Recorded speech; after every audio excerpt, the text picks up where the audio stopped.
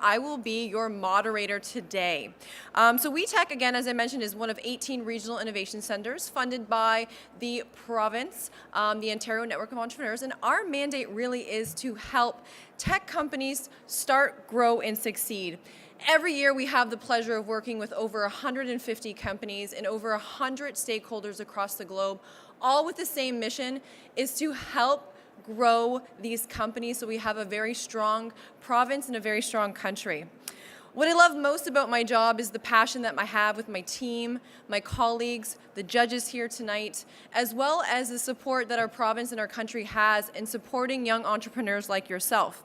So I'm going to take a pause here, and I know all of you have phones and you're all on Twitter and Instagram and Snapchat. So I do want to make a point and a reminder, if you're sharing today's session on social media, to please use the hashtag #MakeYourPitch and OCE Discovery. So everyone going to do that? Okay. So I have been coming to OC Discovery since I've come into the network. It's been about 8 years. And these are the seats that every year I want to be in. I find this competition absolutely thrilling because not only did we get to meet 20 amazing young entrepreneurs, this competition is so vital to introduce you to entrepreneurship as a viable career path. Like you, I was once a very, very young entrepreneur, but you have one advantage I did not have.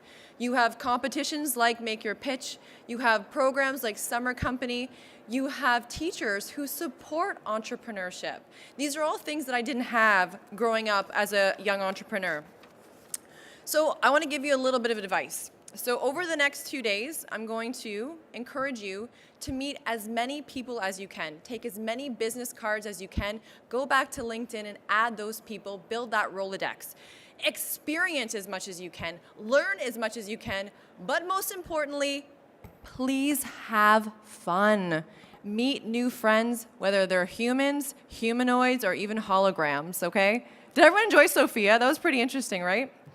So I want to remind you of something. Every company has to start somewhere, so I know you're all starting new companies. So Google, Amazon, Disney, Hewlett-Packard, and Microsoft, 6 of the most famous companies, they're now each worth over $25 billion. They all started in one place, a garage. So remember that as you're starting throughout your career journey or in entrepreneurship. So be inspired today because you never know who's sitting next to you. It could be the next Elon Musk, the next Sheryl Sandberg. Again, the next big idea could come from these trade show floors or these pitches today. I am so excited to hear all of your pitches today. I truly am, and I'm not even faking this. I cannot wait to hear you. I've loved this competition from the 6 or 7 years I've been a part of it. And I really want you to know that the skills that you're learning, the people that you've met, you've really had the red carpet rolled out for you. You got to go behind the scenes with Sophia. That's pretty amazing. And you're learning skills that, again, regardless if you choose entrepreneurship or not, you're learning skills that are really going to develop the future, and you are the future. So I am honored to take part in Make Your Pitch, and I think we're going to get started. So those are just my opening remarks. So a little bit about Make Your Pitch. The Young Entrepreneurs Make Your Pitch competition is supported by the Government of Ontario and delivered by the Ontario Centres of Excellence. I would now like to welcome to the stage Lynn Dowring, who is the manager with the Commercialization and Scale-Up Networks branch of the Ministry of Economic Development and Growth and the Ministry of Research, Innovation and Science. What a long one.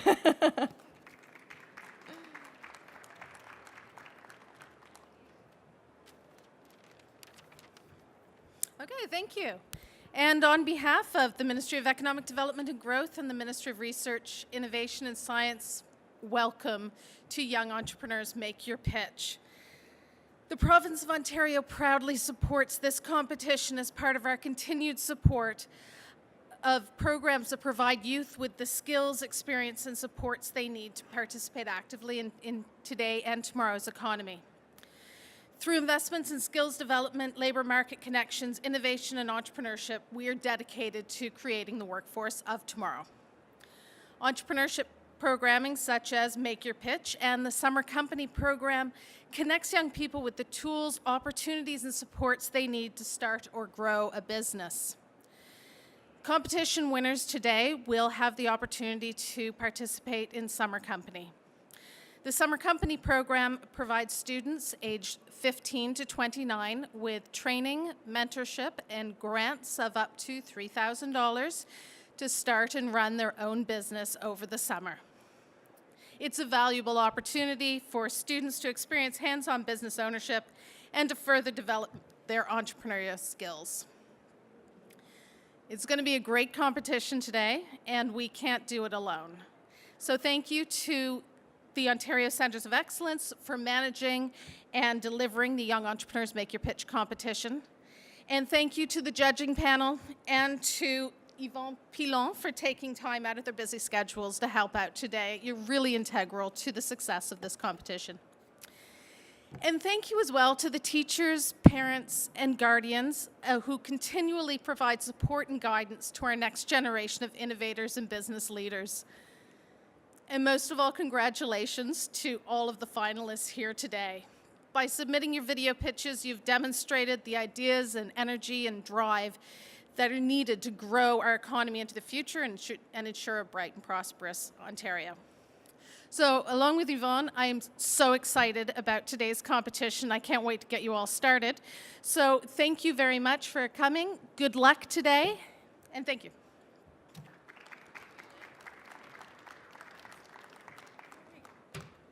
Thank you, Lynn.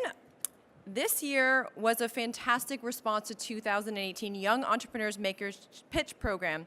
During the submission window, we received an impressive, wait for it, 239 business ideas. And through a process of public voting and expert judging, 20 finalists were selected from across the province, and they're here today. So congratulations, 239, you made it to top 20. It's awesome. Today's 6 winners will receive reserved entry into the Government of Ontario's Summer Company program, where the students will receive hands-on business training, mentoring, and up to $3,000 in financial support to help them start and operate their own summer companies. Winners will also receive technology, yes, of course you had a tech event, the Muse brain sensing headband generously donated by the team of the Toronto-based InteraXon, as well as a $750 education voucher to further their education. Someone's excited. So here today, to help pick those 6 winners, is our esteemed judging panel. Our first judge is Elizabeth Odette Bordeaux, bonjour, co-founder of and CEO of Wellbe. Elizabeth started her venture at 17 years old, so almost the same age as you, inspired by her passion for ringette. After being selected for Team Canada for the World Championship in Czech Republic, she decided to start Camp Pulsion, a specialized ringette goalie school. Currently, she works full-time on her latest startup, Wellbe, which uses artificial intelligence to improve the well-being of residents in senior living facilities. Our second judge is John Biscay, co-founder and CPO of Pegasus Aeronautics. John is a CPO and co-founder of Pegasus Aeronautics. After graduating from Mechatronics Engineering at the University of Waterloo, John and his colleagues formed a startup dedicated to building lightweight, hybrid electric power systems for commercial drone applications. That's a mouthful. He worked on numerous companies such as Apple, Toyota, and GM, where he gained valuable experience in a wide range of manufacturing environments. Our next judge, who I know well, is Christian Bergesen, co-founder and head of growth and marketing at Bruja, an inbound marketing professional who is passionate about connecting with new people, digital marketing, social media, sales, and business development, and all things startup. Christian is responsible for leading Bruja's marketing, sales, and scaling efforts. Christian is also co-host of the Art of the Fail podcast, where he chats with startup founders from across North America about their experiences undergoing and overcoming failures. Our fourth judge is Amy Shaw, CEO and co-founder of PikaPack, an award-winning social and emotional learning program designed for the classroom and home. Amy has earned her MBA at INSEAD, and has gained extensive marketing experience through roles at Procter & Gamble and most recently as Director of Retail Marketing at consumer products startup. Amy is passionate about improving youth education and has previously advised, volunteered, and taught children at education-related nonprofit organizations, schools, and startups. And our final judge, Olivia Simon, co-founder and CEO of Conference Cloud, and I believe you would have seen her in the video today. Olivia is two-time entrepreneur and holds a Bachelor of Science from the U of T, University of Toronto, with specialization in applied mathematics and economics. A self-taught web programmer who has been running her own tech business since she was 21 years old. Her most recent endeavor is Conference Cloud, a live streaming platform for conferences that provide a Netflix-style library of the best conference content around the globe. Angel-backed, OC-supported, and an IBM Innovation Space graduate, Conference Cloud aims to grow the platform to over 10,000 streams in the next 5 years. So how about we give a big, warm welcome to our amazing judges. I know this is probably making you so much more nervous, isn't it, finalists? Now, we will officially begin the competition. As you know, each finalist will be given 3 minutes to pitch their business idea. Finalists, you will have a time clock at the podium to assist you.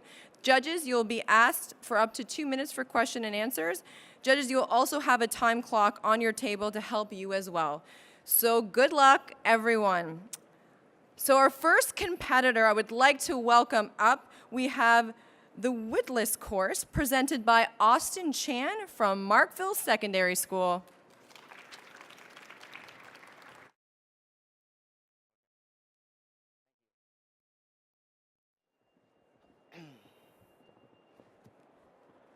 Can it be like right here? I'm gonna see if I can get it as close as possible. Yeah.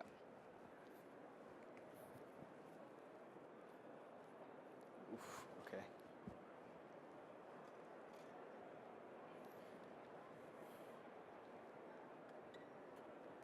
Damn. Do we start whenever? Okay. Do you think that today's generation is ready to make an impact in the world?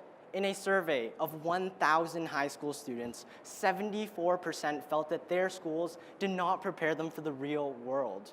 Students are not being taught the necessary skills of what it takes to become a successful adult. They lack practical skills that will benefit them in the future. Good afternoon, all. My name is Austin Chan, and I have the solution that fills this gap. Introducing the Wydlis organization, the What You Didn't Learn in School organization. My organization will help these young adults learn the fundamental skills of what it takes to become a successful adult. So you may be thinking, why me? I currently teach over 3,000 students on Udemy with a 4.6 out of 5 average on Udemy. The Wydlis organization will target the 14 to 19-year-olds, those who are still in school but are advancing into adulthood. The Wydlis course will be curated content created by experienced mentors and contributors, which primarily focuses on these 5 categories: professional development, self-growth, lifestyle, money, and social skills. The online content revolves around skills that teens struggle with but are not in the school curriculum. We will help them overcome these problems so that these youth can feel ready to take on their own adult life. Since the course is online, we have the potential of reaching over 3 million youth, all across Canada alone. Revenue will be through consumers purchasing the course, then being given access to the course on our website. Each course category will be $97, with discounts on our practicality bundles when 2 or more categories are purchased. To promote our course, we will primarily use Facebook targeted ads and Instagram influencer marketing. We'll post on specific niche pages so that we can connect with our ideal consumer. So judges, you may be thinking, how is this scalable?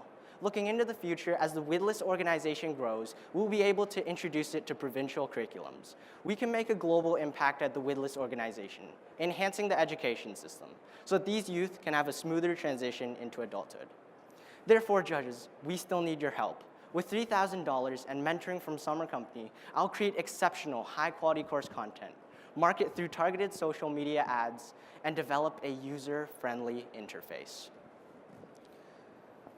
Millions of youth are feeling unprepared and anxious about adulthood. So judges, how long is it before someone does something about it? I implore you to join me as we revolutionize the way students grow into adults, changing the course of the future. We are moving into a new world where learning is everything. And through the laws of cause and effect, we can change the world one student at a time. Thank you.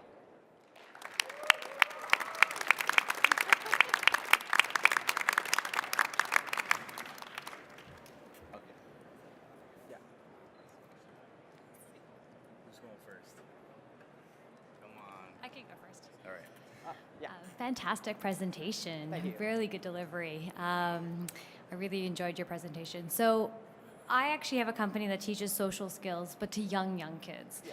And one of the challenges that we had to overcome in the beginning was, I'm actually a business person. I don't actually have credibility as a person teaching empathy or one of these soft skills. Yes. How do you plan to overcome that challenge in terms of, you have not just like social skills, but you have a number of areas.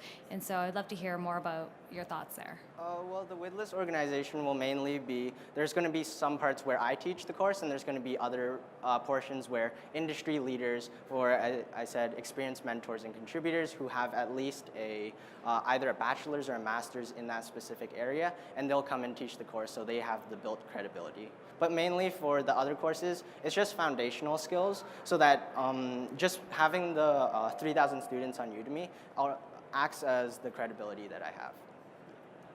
Thank you. Thank you. I guess the question that I have is just going back to, you said 1,000 students were involved in the survey? Yes. No, was that you that ran the survey yourself? Yeah, I had a Instagram link, and it was just a Google survey, and then I had, just 1,000 students answered, should this be taught in school? Do you think these skills need to be taught in school, and whatnot, yeah. Okay, awesome. Thank you. So how have you validated that people are ready to pay this price to learn and attend your classes? I ran an Instagram voting survey where it was how much should I price the course. One was over 100 and one was under 100. 90% said that it was under 100, but I believe that there's enough value in this course because each course category will have around 3 to 5 hours of content. So then I believe that all the content that I have is enough value to just be at close to the 100 range, if not more. Yeah. Yeah, that's it. All right, thank you so much.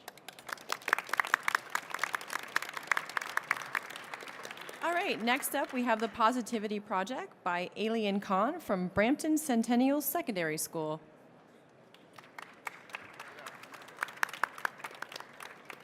Good afternoon, everyone.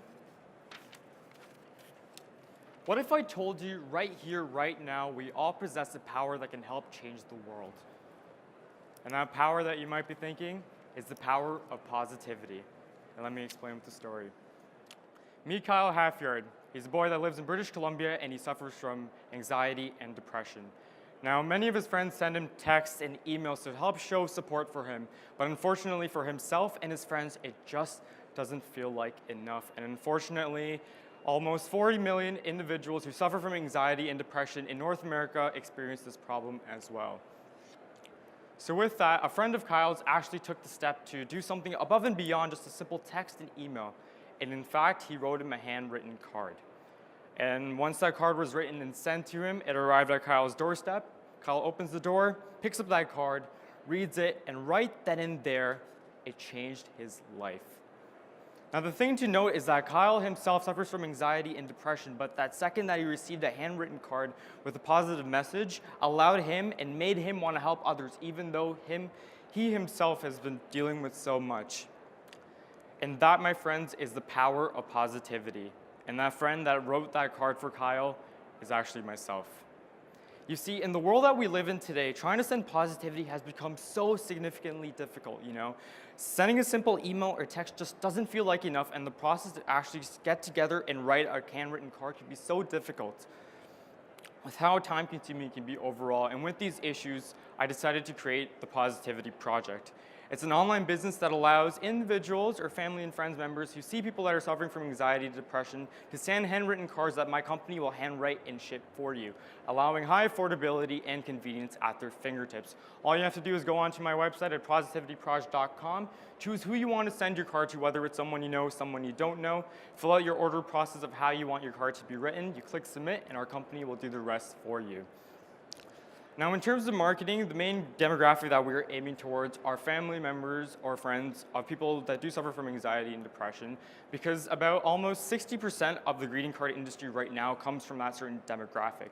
And furthermore, we want to actually market towards individuals that use Facebook and Instagram, which is about 70% of that demographic that uses not only Facebook but Instagram as well. And best of all, that marketing channel alone has a 183% rate when it comes to organic exposure, which compared to other channels is very, very high.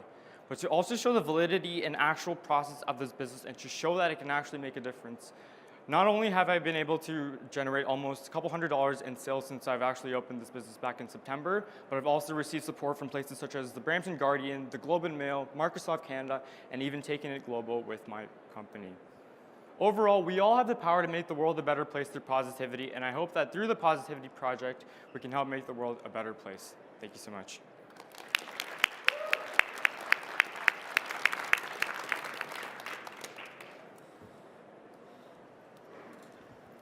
I'll go first. There are already a lot of companies out there that specialize in the handwriting of cards.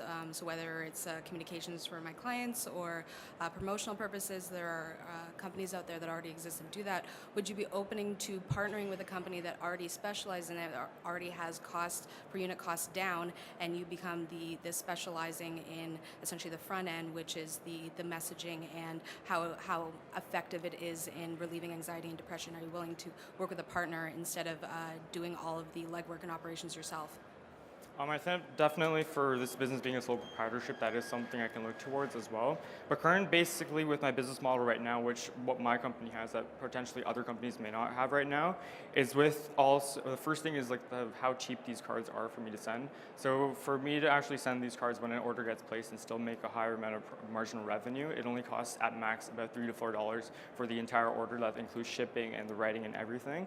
Another thing as well is how accessible the website is. Like with a website that is accessible to anyone, it creates the accessibility that almost many other regions cannot have with purchasing cards. And another thing as well is that I think in general with the type of service that I am offering, just the quick order process that is available. So for someone to actually go out there and even reach out to a store and say, I want a card to be written like this and actually send it, the amount of time it takes can accumulate to a lot. But I think with the Positivity Project overall, that order can only take a few minutes. So it's offering those three solutions. And I think kind of going down the line and figuring out, as a sole proprietor, whether or not I can balance things out to actually consider if I want to open up and potentially work with other companies of that sort. Thank you. 15 seconds. So how do you compete against all the services that you can actually send boxes that has chocolate and stuff like this to your friends when they're having a bad day? Like, do you have validation that people would rather get a card or not gift or chocolate or stuff? So I have a few seconds left, but based on just the sales I've had, I've almost had about $600-700 worth of sales from my business alone. And a lot of people speaking to them, they said that they find it really quick and convenient to send a card if they're having a bad day right at the moment, as compared to finding the right box or the thing and the amount of time it takes, and potentially the amount of cost that could be associated with a bigger package that some may or may not be able to afford. All right. Questions? All right, thank you so much. Next up is Better Me, presented by Victoria Moscone from Holy Cross Catholic Academy.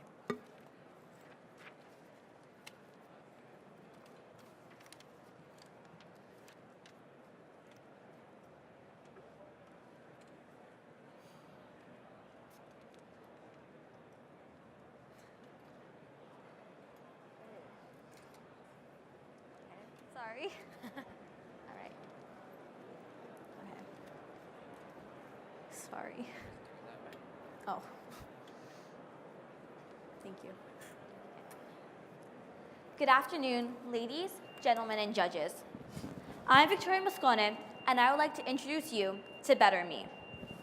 Nearly 93% of women deal with self-love and self-appreciation issues.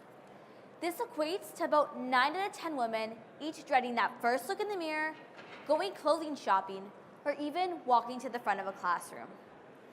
In a world where the ideal woman is photoshopped, it is becoming increasingly difficult to separate fact from fiction. Young women of today are setting extremely unattainable expectations for themselves on the basis of what they see on social media. For teenage women ages 12 to 18, we have created a networking app that allows them to connect with other women who have similar issues to them. This allows women of similar hardships to connect and create a basis for connection and self-appreciation. Women all over the world can download the app and connect with others. Within Better Me, teenagers can receive motivational and positive quotes. As cheesy as it may sound, hearing something like, "Be yourself because everyone else is taken," helps to promote a positive mindset in the minds of the impressionable youth. 86% of women said that they would be interested in completing challenges to build up their own self-love. Users can opt into our Love Building Challenge, in which they complete daily tasks to build up their own self-appreciation. Now, this can range from taking a walk to lighting a candle to even just having a nice nap. Our app would also include chat rooms, which would connect women of similar issues such as age and quality such as location. Better Me is a free app, but would offer in-app purchases and a golden membership. This membership will cost $2.99 monthly, and users can unlock posting capabilities as well as exclusive podcasts and playlists to promote a positive mindset. To engage a teenage-based audience, app promotion would occur through Instagram, a place where many self-esteem issues occur. We aim to create revenue via sponsorships with organizations that help to promote mental health, such as the Canadian Mental Health Association and the Dove Self-Esteem Project. When asked, 7 out of 10 students said that they would be willing to speak about their issues but cannot find the means or the confidence to do so. In a time in which women globally can come together as one, they should be able to talk with each other to defeat their self-love issues. A sense of belonging and self-appreciation is lacking in the world of social media. Each individual is special and unique in their own way and deserves to be treated as such.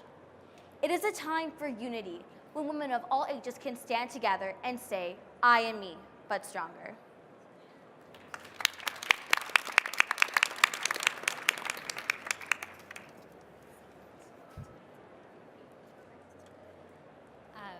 Thank you so much for your presentation. It was great.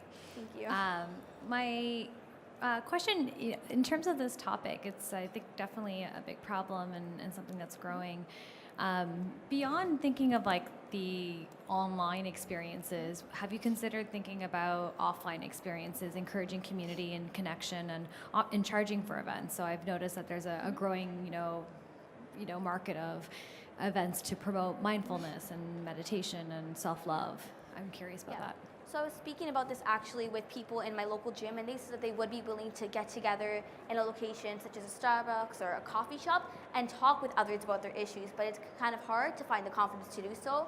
So people say that it is easier to hide behind a screen with the positive and negative effects of that, but women do feel more comfortable talking about it when they don't have to say it face to face, based on what I've heard from them. Have you thought about moderation when you get scale? So when you have a significant number of users, and especially with a delicate topic such as this, would you have a significant moderator team to make sure that comments and topics stay within parameters, or how do you envision this scaling and keeping that community actually what it started as? Yeah, so there would be filters for negative words such as, so depending on what the group would be about, there would be filters for the negative words to be eliminated from it, and we would be interested in putting selective times for the chats where we would have a moderator from the app. So let's just say 7 p.m. the live chat would begin for "I'm uncomfortable with my eye color," something like that, where it would be a timed environment. All right. Thank you so much for your time.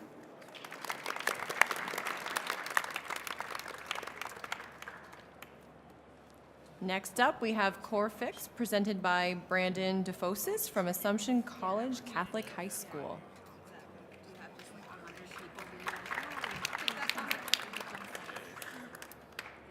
Okay.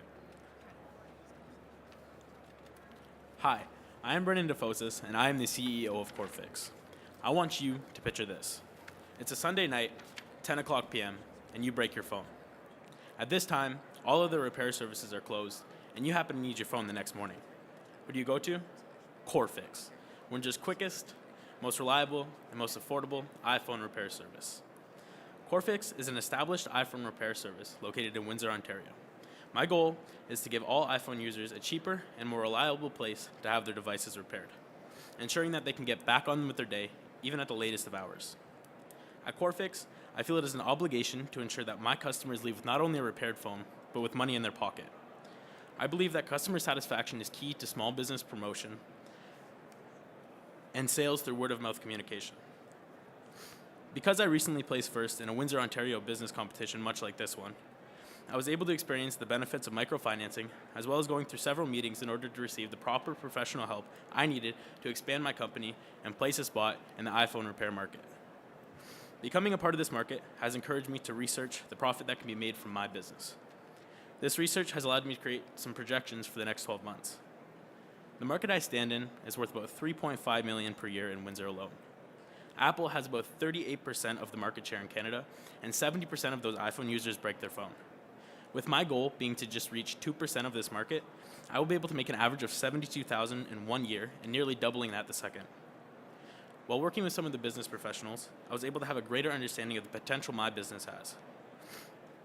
My inventory cost has an average of 200% markup for each item I sell, and I often spend less than $30 every time I place an order. With this kind of markup, my projections in place are beyond plausible. With the information I have and the potential my business holds for the next 12 months, I will be able to dominate the market, moving from 2% to 10% in just a couple years' time. With my skills and ambition, this venture could help me be extremely profitable, pay for my education, and give me the experience I need to have a successful business career. But I will need your guidance and financial support to officially get this project off the ground and get the promotion my business needs. CoreFix has been an ongoing business for about 4 months. Our sales average about 14 per month and are on the rise. The idea of expanding is feasible, profitable, and the wheels are already in motion. A vote for me represents a vote for better services and better prices to Windsor consumers. Thank you.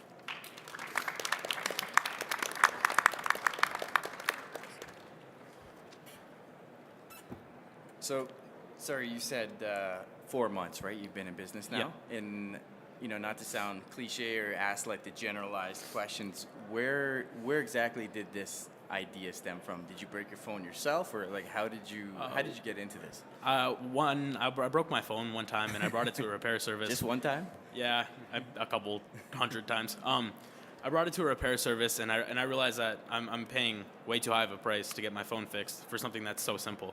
So I watched the guy fix my phone the time I broke my phone, and I brought it home, and I decided to take it apart myself and look at how he did it.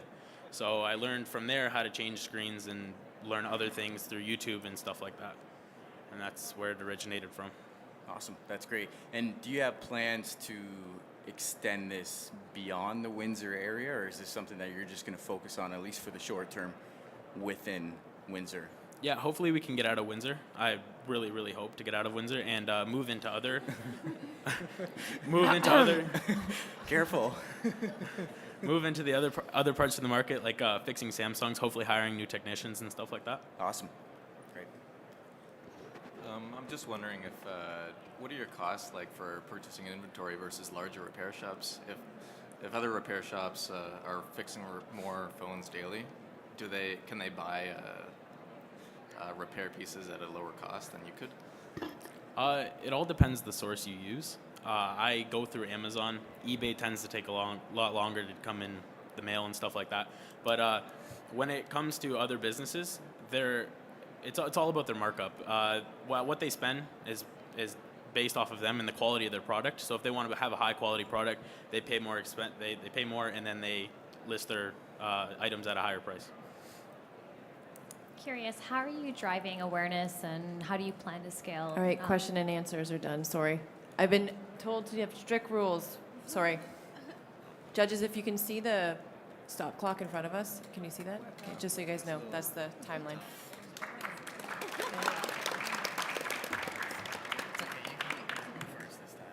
Okay, next up we have Racks, presented by Raquel Goka from St. Roche Catholic Secondary School.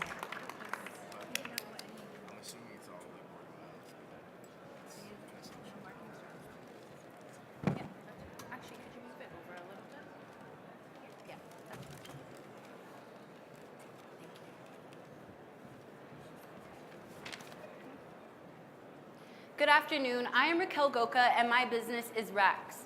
Now, what does Racks mean? It means to realize a conqueror keeps stepping.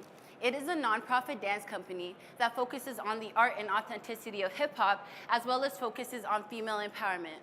As a dancer of 9 years, studying at different studios, hip-hop has always been a genre that has been neglected. Recreational dancers who cannot afford the expensive pricing of competitive dancing are often neglected as well. And what this starts to do is it puts a barrier between our girls. Instead of building each other, we are building a wall that says that one is better than the other and that what you can afford will determine your success. So this is my focus at Racks, building and uplifting. I will not just be teaching dance, but I will be teaching pride and unity, aspects that from experience, I believe these local dance studios lack. Low-income families who may not be able to afford the expensive pricing of dancing at studios will have the opportunity to take advantage of the free program that I will be offering at Racks. According to Statistics Canada, 21% of persons accused of criminal code were females aged 12 and older. Now, what this says is that these young girls are seeking ways to express themselves that are not beneficial to them. But at Racks, our program will encourage these young girls to be the best versions of themselves and to realize that they are more than that they need to believe in themselves. So this is why I came up with Racks. I wanted to build a place where girls felt comfortable enough to be themselves without being judged. A place to uplift one another while having fun dancing, empowerment, an environment that encourages young girls to stay out of trouble and to believe in themselves. There are currently no nonprofit dance studios in Brampton, so Racks would be the first. Revenue would be obtained by organizations in the community, as well as fundraisers that believe a safe and prosperous community begin with empowering our youth. T-shirts such as this will be made for our girls. A permit has been investigated and can be secured weekends and evenings at St. Roch School's dance studio. Promotion will happen through Instagram, Twitter, Snapchat, and a website that is currently in progress. Dance is an art, and art speaks to people. Art is powerful, and that is how I want these young girls to feel, powerful. I want to be a mentor for them. We lack mentors in the community, and I am here to be that mentor for them. I want them to realize that they are conquerors, and that they need to realize a conqueror keeps stepping. So join me in making Racks a movement.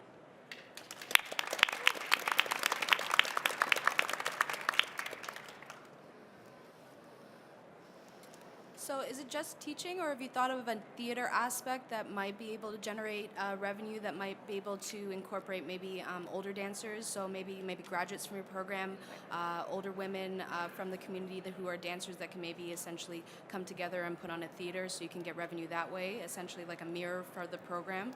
Have you thought about that, another way to get revenue? Yeah. So basically what our main purpose is to empower young girls. So we want to focus on young girls looking at other young girls as role models in the community. We would have older females to basically help us to teach these young girls what they're lacking and ways that we can understand how we can help them better. Basically workshops would be run by these older females, which would be charged at a very inexpensive price, so that it is open to anybody in the community. They'd be able to come to these workshops, and that's another way how we would obtain revenue. In terms of having a space and offering these lessons, what is your projected costs, and what do you would need to fundraise up front to keep your operation going? So dance studios do not require a lot. They come with everything that's needed.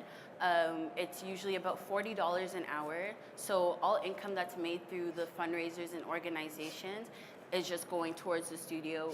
We don't really require anything else. So that would help RACs to become prosperous and stay running for a while because we would have enough money to do so. Can I ask, would the mentors be community volunteers or paid workers, or? So they would be community volunteers. In the past, I ran a few workshops myself, and what it's taught me is that there are young girls who are out there willing to support these other young girls.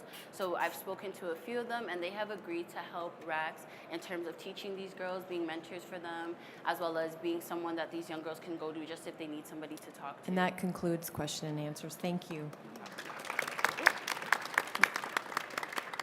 Next up, we have BookSmart, presented by Luke Edward from St. Robert Catholic High School.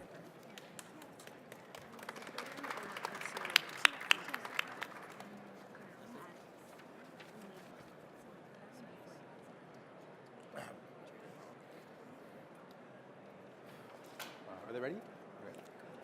Picture this familiar situation. You wish to book an appointment or reservation for something, but all the times that you're available have been booked. You even attempt to call the business, but they don't pick up, or sometimes it's too much of a hassle to even try. Then you start to wonder, why can't they just tell me what times are available so I can choose from them? Countless service practitioners are interrupted during their appointments by calls for bookings, but they're required to take them because they need the business. Even my own barber, Michael Porter, said that he finds it very frustrating when people book appointments, yet they don't come to their appointment, so he can't even collect a deposit. He even said to me, man, someone should make an app for this. Well, enter BookSmart, a mobile and web application where you can book appointments smartly. My name is Luke Edward, founder and CEO of BookSmart, and I'm here to show you how you can save hours and hours of stress and pointless phone calls when booking appointments. You may ask yourself, why BookSmart? Why should I invest in this app?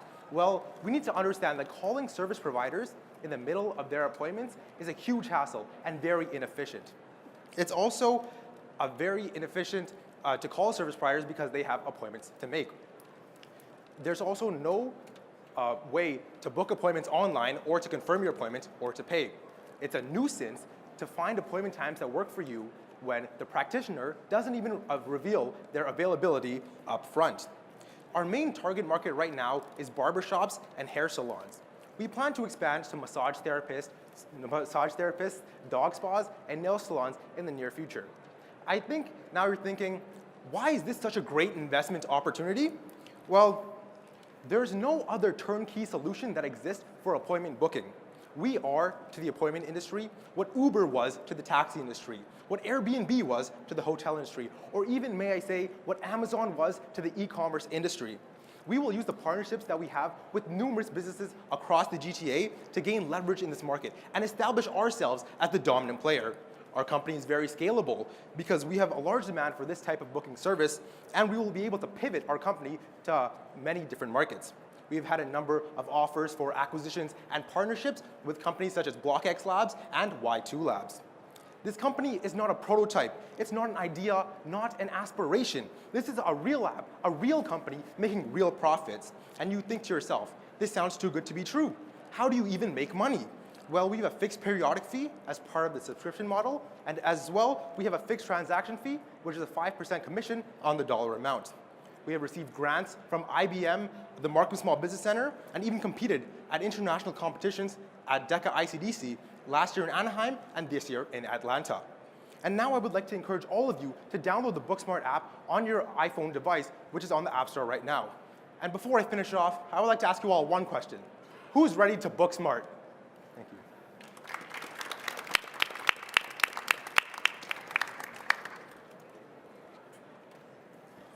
This is a great presentation. Thank you very much. It seems like such an intuitive idea. Are there other competitors that you're aware of?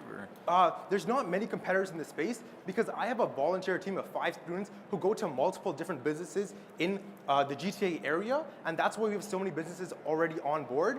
And because of this implementation team, it's very difficult for other companies to catch up to the pace that we're evolving at.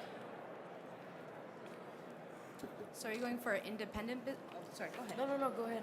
Are you going for more independent businesses, like small Yes. to medium, or because like when you get to the level of like a Shoppers Drug Mart or like chains, they do definitely have their own software. Exactly.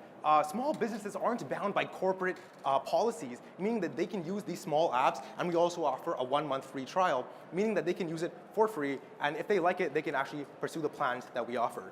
So mainly just small businesses, as we're saying. Great presentation. So I've seen in the past few software that are doing the exact same thing, but I think a suggestion would be to integrate with the software that they already have in the store, because a problem that I've seen is when people are actually coming in, they're like selling a software that doesn't integrate with what they've already used. Have you had this problem in the past?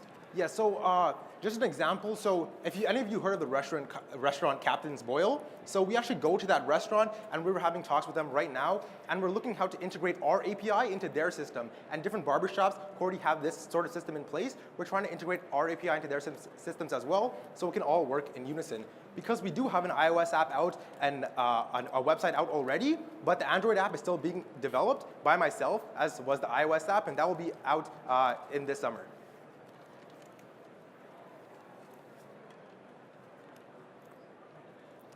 All right, that concludes questions and answers. Thank you. Thank you very much. All right, next up we have Game Find presented by Harris Kamal from North Park Secondary School.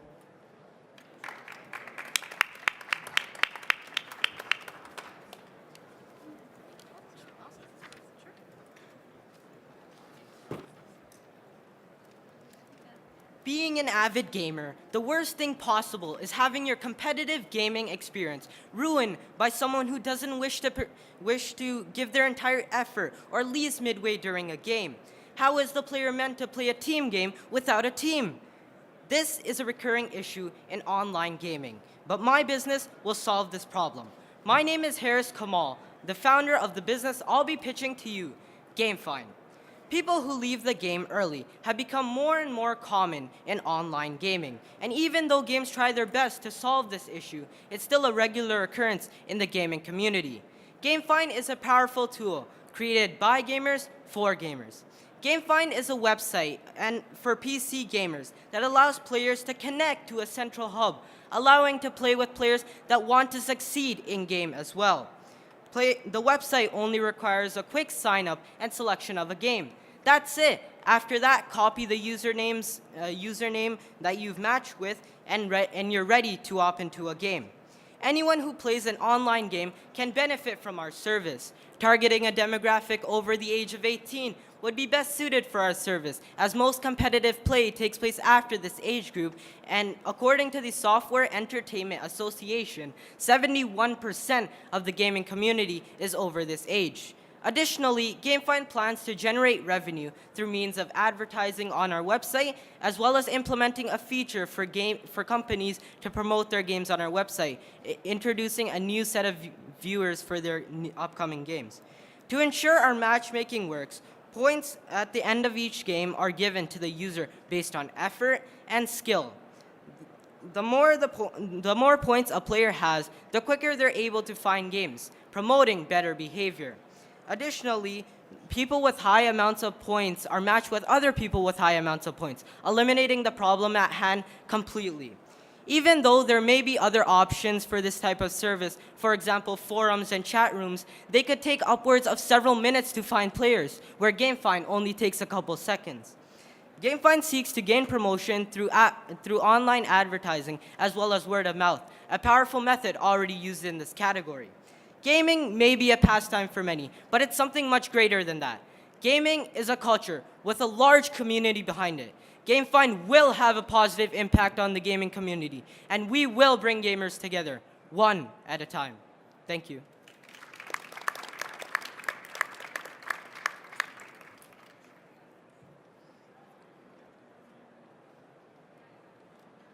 What type of traction do you have? Excuse me? Like, have you tested if this is a viable idea through like traction, like asking like people around, doing surveys, or have you sold anything? Like, Yes, I'm a gamer, so in the community, people often stress this point a lot, encountering misbehaving players a lot, and they really want to seek an escape and play with people who also want to succeed as well. So it's just like in the community. What types of games? Sorry, what types of games are available? Is it like party-based games, or is it browser-based? With Yeah, people in it's different more rooms, so or- team games that are at the most popular games. So, for example, League of Legends, Dota 2, these types of games that require a random match-made team. So just kind of take us through how it would work. If I wanted to use it, I would go to your website, then I would sign up as a user. And are there any costs associated at all, or is it free for the end user? Right now, it's free, Okay. but we do plan to introduce a premium plan, so it would limit the use of the website. So, for example, if you bought the premium plan, you would be able to use the website more than, for example, 10 times. So, yeah. Okay, and then I think I missed it, but in terms of generating revenue, it was through ads as well as featured game spots. Is that correct? So we also get companies to promote their new and upcoming games on our website. Okay, thank you. Thank you. Next up, we have the cleansing kit presented by Leah Snow from Beaver Brae Secondary School.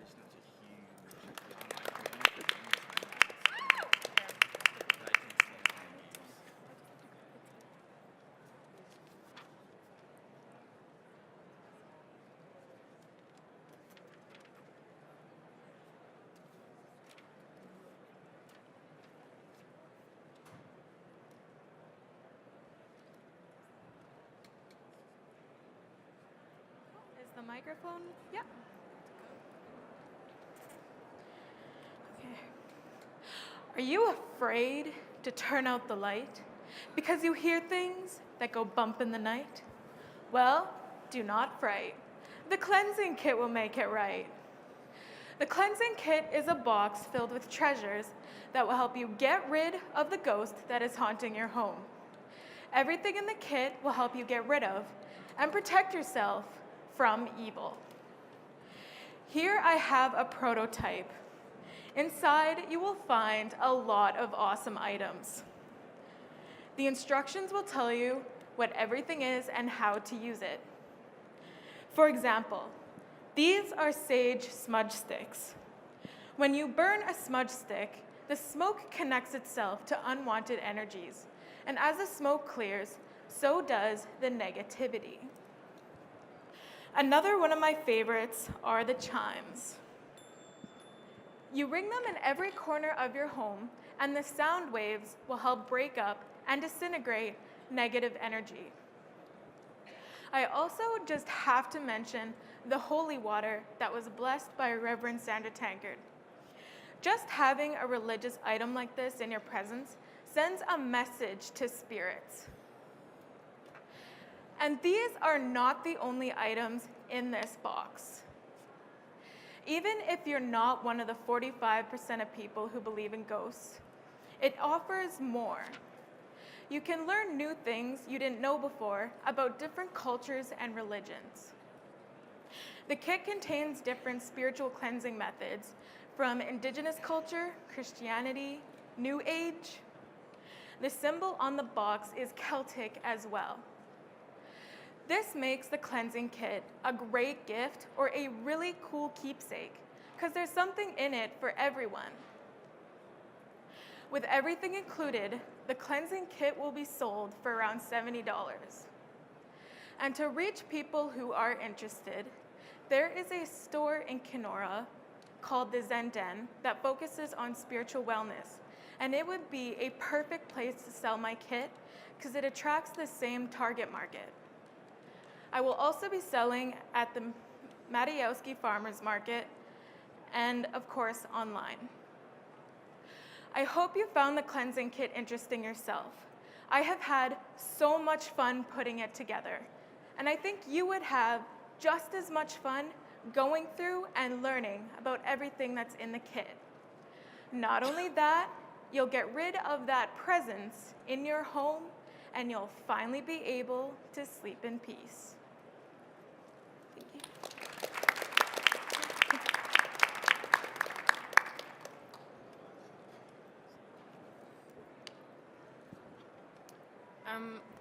Good pitch. How did you validate that people would be ready to pay $70 for your books? I have had tons of people come up to me telling them that like it'd be such a great gift for my mom or stuff like that.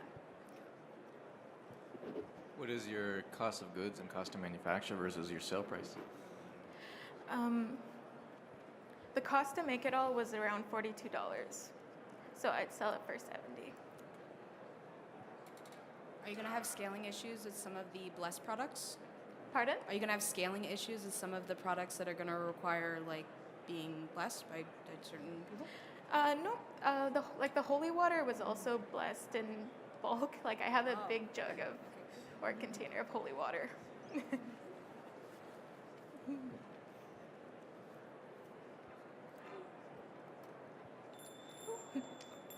that everything? Are there any other like people that are doing this? Like, can I buy a box similar to this today? Not that I've heard of.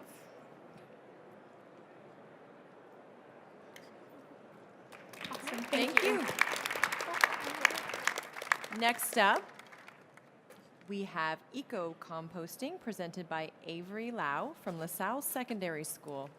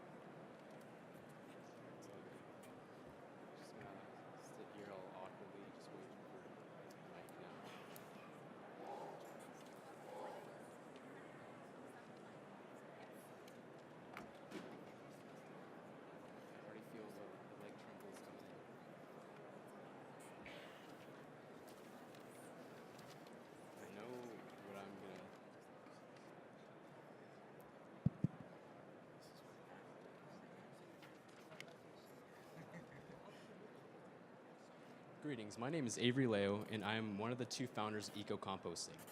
As much as we tried to make more products compostable, availability to composting services remains a problem. Not as much for households, but for commercial buildings where a student may spend 6 hours of their day, or an adult may stay for 8 hours of their day. Imagine if a student named Jimmy ate a couple apples a day and an orange, and in a year's length, Jimmy and his fellow Canadians have put an average of 39 million tons of compostable items into landfills, according to a 2014 study. That's where we come in. Eco-composting aims to partner with businesses that currently do not get composting services. On a personal note, I work at Harvey's, and all the scraps from food prep are thrown into the garbage and transported to landfills and is burned, which is detrimental to our environment in large quantities. We are destroying our world due to our ignorance. By collecting compost, we can potentially reduce the amount of waste in landfills by 20 to 30%, decrease the cost of trash disposal, and even decelerate climate change. Additionally, as the compost collection is free, we have developed 2 more subscription levels for a monthly fee based on per person to give back compost soil, and secondly, to utilize volunteers to create green spaces in or around those buildings. Regarding location, we would be settling near a land site to ensure the community is not affected by the proximity. Food scraps and other compostable items is not waste, so let's put an end to the wasting of it, and join us in the first step to a brighter and cleaner environment for our generation and for generations to come. Thank you. Terrible.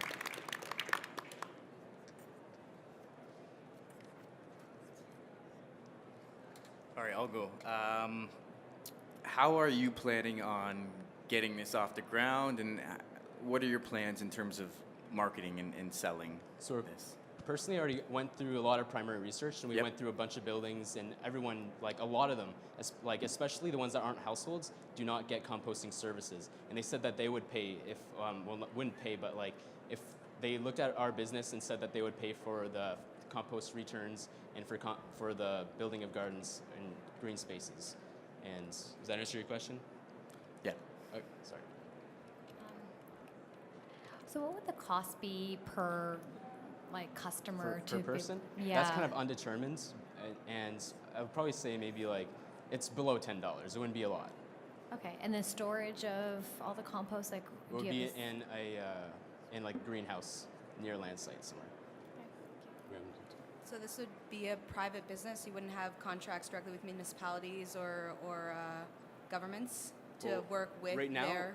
Right now we're just thinking of making it really like a small business, and like I went to my work and they said like, oh, if you collect our like compost and use it however you want it, like, you know, that would be like a benefit to our environment. So It might be a strategy to get a bigger contract if you work within the municipality as they're your customer, and then they deliver the service on behalf of you. And furthermore, they increase their mandate to, you know, recycle and compost. So I'd look at that. yeah.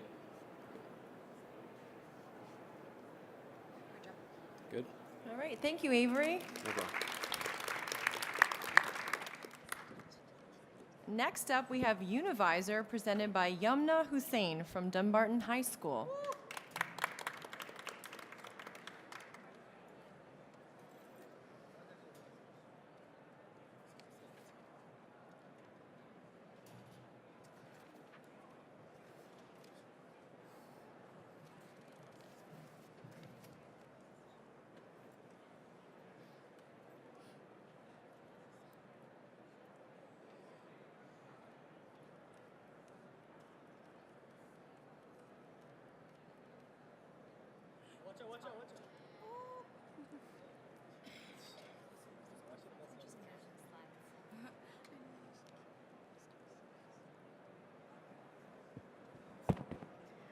I have $30,000 in my hands. Now, if I were to rip it up, would you stop me? Too late. This is what's happening to thousands and thousands of students in our own nation. And this is what's happened when you don't get the right advice at the right time. Hello, my name is Yumnah Hussain, and I want to share a story about one of my close friends named Sarah. Sarah got enrolled into her dream program. 2 years, hundreds of hours spent on studying, and almost $30,000 later, she is now switching her program because it just wasn't for her. This is a reality. 47% of students are switching around their program because they're not educated enough on where they're applying to. This is where my business comes into play. I have a solution like no other on the market. UniVisor. UniVisor is a website that combines all the necessary and important information as an easy access point for students looking to study under one tab. Canadian and international students can utilize this website by watching videos and blogs posted by current and previously enrolled post-secondary students, which means experts will be giving us information about their course. Now, if UniVisor was there when Sarah was looking the first time around, she would have benefited in many ways. Let's go back in time. Sarah types www.univisor.ca into her domain. She comes across the homepage and realizes, wow, this is so simple. The universities are organized by location and program. Sarah types University of British Columbia, and under this tab, she can see videos and blogs about students talking about the university life, campus life, and extracurricular activities. Sarah clicks the 360-degree tour button, and this is where the website becomes virtually alive. From her home in Ontario, she can visit the University of British Columbia campus through her computer. How incredible is this? Sarah knows that it's not just the universities, but the programs she has to research about as well. She clicks radiology, and under this tab, she sees videos, but she can't really incorporate the interests of the students with hers. She doesn't like what they're teaching in the course, and that's when Sarah could have dodged a bullet coming right her way. But UniVisor was not there to help. Luckily, UniVisor is now available online for everyone and anyone to use free of charge. Majority of our fundings will be coming through government incentives, sponsors, and investors, and majority of our profits will be coming through advertisements we do for other universities. This brings me to my next point of promotion. Because we know our target market so well, we've divided our marketing strategy into 3 main groups. Number 1, face-to-face communication, which involves us going to university fairs, networking with schools and teachers, and social media. Help me in helping the hundreds and thousands of students to avoid the same mistake Sarah made, saving their time and their money. Thank you.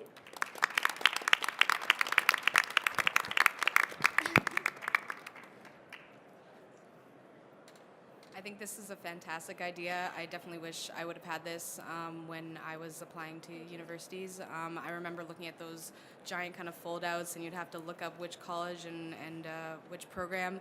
I would like you to have a forward vision of the software itself to see how you can build it so it's can't just be used by the Ontario university and colleges, not just Canadian organizations, but how can this be software that you can sell internationally to Europe, to the US, to those systems? How do you build it in such a way that it's easy for those organizations to upload all their information, including class sizes, acceptance rates, even U of T has a booklet where you can send feedback to the professors, all that kind of good stuff. I think it's a fantastic idea. So just very forward thinking in the software about how to sell globally. Thanks.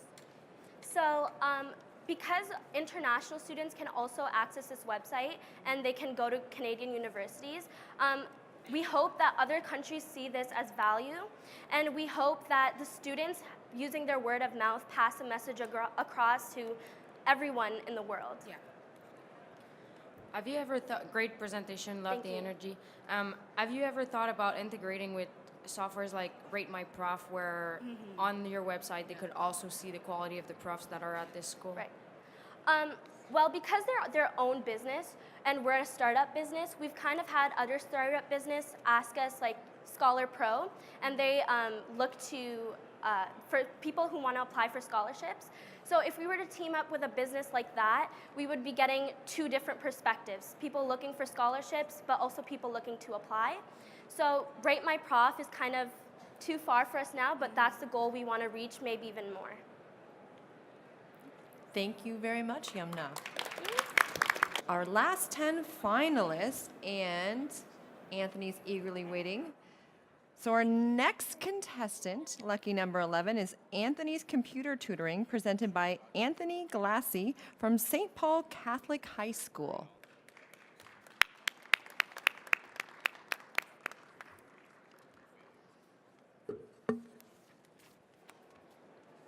Do I just start whenever? Have you ever been frustrated or maybe even annoyed by someone asking you for help with technology?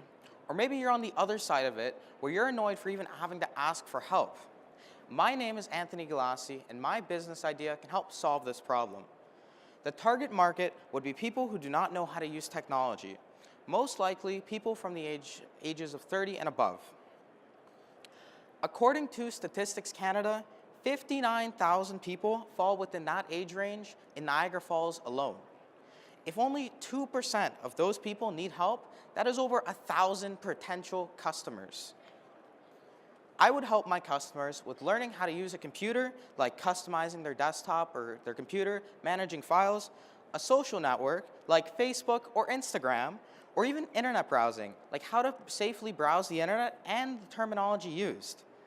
I would also want to offer knowledge on how to avoid common email scams and pop-up scams. My business's pricing would be $30 an hour, and I would have a referral system where the person who refers a new customer would receive a $5 voucher towards an hour of tutoring. What makes my business unique is that we do one-on-one tutoring sessions as well as group tutoring sessions with a personal touch. This allows our friendliness, patience, and expertise to truly shine through and help the customer. It benefits the customer by getting rid of some of the stress of just not knowing what you're doing with technology. Each session will be teaching about 1 to 3 topics or applications picked ahead of time by the customer, which would enable the customer to gain the knowledge and skill they would need to be sufficient in those topics. If the customer does not understand a certain thing they were taught, that they don't have to worry about that because we will reteach it to them until they understand it free of charge. Sales will be achieved through my advertising plan, which is to advertise my business through newspaper ads, posters and signs, word of mouth, and business cards. The business cards would be given to stores that sell electronics, so then the businesses can give it to unknowledgeable customers when they buy a new piece of tech. This makes a win-win situation for both businesses because they don't want to have to deal with that customer, and I gain some business. In conclusion, my business will provide willing learners with a tutoring service to learn about how to use technology. Thank you for your time.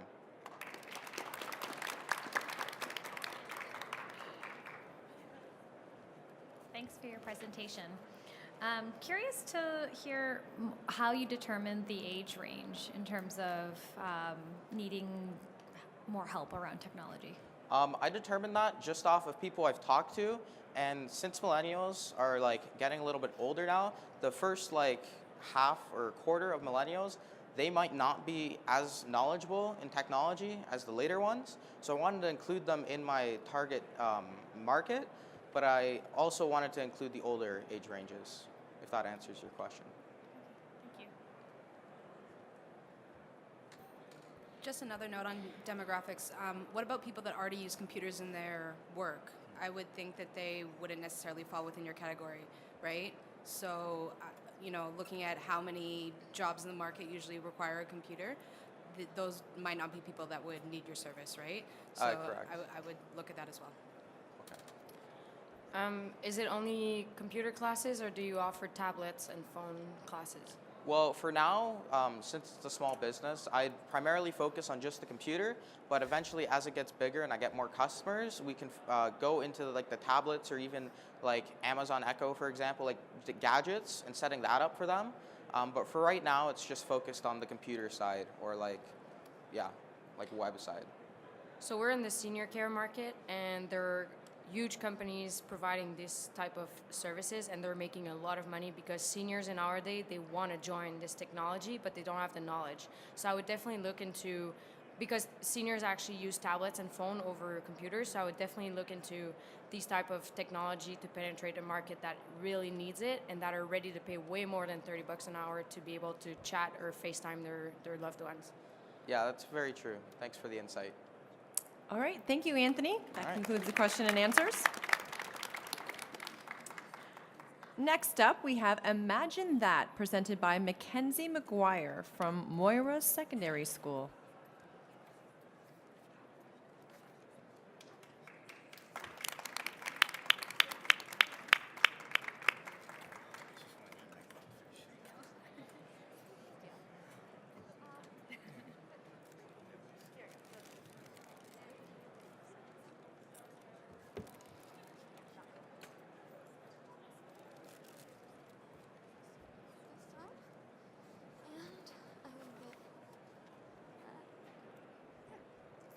Alrighty.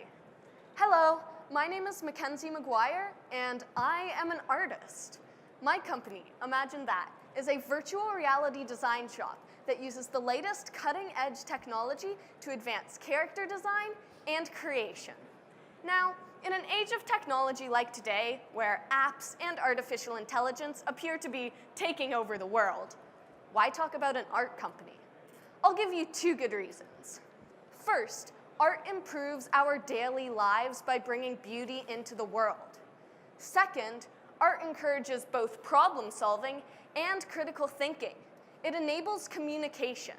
Just think about what Da Vinci or Galileo or Darwin did with simple sketchbooks. Now imagine if they had a limitless virtual reality environment to help create and communicate their ideas to the world. My company uses virtual reality software to push the limits of creativity and exploration. Designing in virtual reality enables artists to make the most incredible character designs imaginable, as well as the world surrounding that character. Imagine That will offer custom character designs. For example, I took the liberty of designing an elf-based character of Miss Yvonne Pilon. This personalization introduces a new aspect to the character modeling industry that is not currently available. I will also be offering pre-made figures of popular geek culture characters and their props in a variety of media.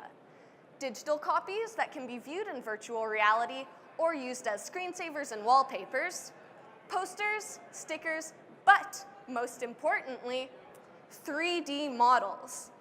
A stereolithography printer will be used to make these 3D resin models, allowing finer detail and a larger print space. Profit will range from $2 for a sticker to $40 for a personalized print. The market space for Imagine That is my generation, the video game generation. An online store will be created to help support and sell my products. Simultaneously, there are dozens of video game tournaments and Comic-Con events in this actual convention center that give my company the opportunity to display and sell my product. These venues will also provide excellent publicity and sales to Imagine That's online services. But more than just selling art, I will be on the cutting edge of introducing a whole new type of art. Art that makes people say, wow, that is so cool. The world needs science, but it also needs art. It's this type of art that will help companies like And that Facebook concludes the presentation time. build the future.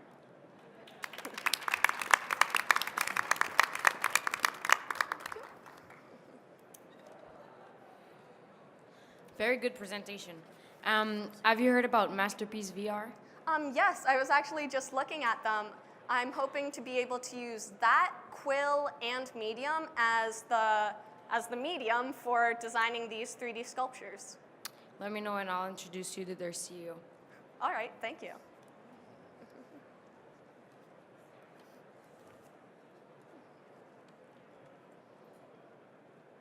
I don't have a question, but really good presentation. That Thank was you great. so much. How are you going to do your marketing? Marketing will mostly be commission-based by people telling me a certain character that they would desire a figure of, or I could turn them into a figure as well. And we will also, aside from commissions though, have pre-made ones of very popular characters from video games, movies, and so on. Great presentation. I'm just curious, would you consider like partnering with these game studios or be able to be their merchandising? If I had the opportunity to have a partnership with a game studio, I would absolutely love to do that. You should just attend their events. I could tell you about some of them locally, but they're very All right. accessible. That's cool. Thank you so much.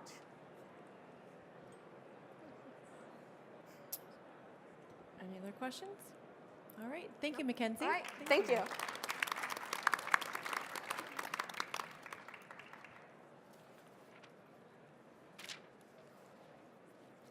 Next up, we have Photo Bomb Cafe, presented by Georgia Borton from LaSalle Secondary School.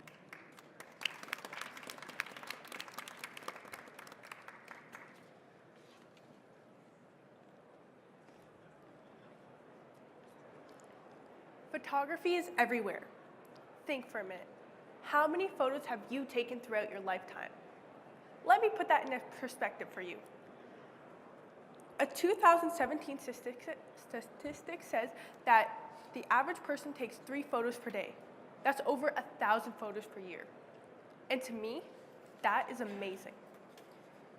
And so with that being said, you can't deny that photography is skyrocketing right now.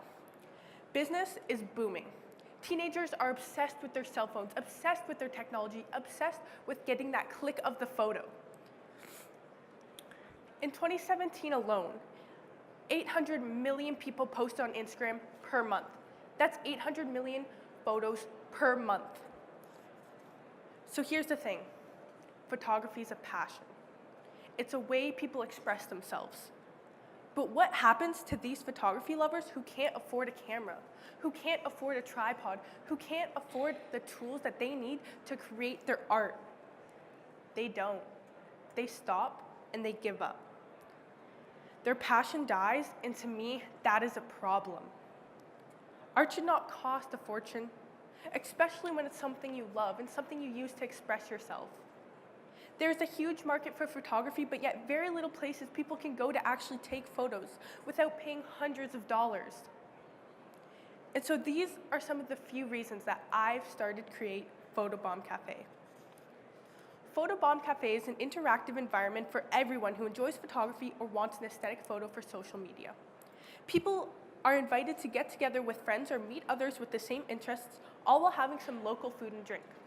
By that I mean Photobomb Cafe will start up as a pop-up in the local downtown cafes of Sudbury, along with the Laurentian cafes of our university. We will bring our photography stations to the cafes that will include our cameras, tripods, green screens, and printouts to these local cafes. This will help us gain momentum, along with give us and the cafes we partner with promotion. We will have an entry fee plus camera rentals by the hour. If our pop-ups succeed, I hope to become a big franchise. We also came up with the advertisement of idea of promoting through not only cafes and universities, but by having social media like Instagram, Twitter, and Facebook.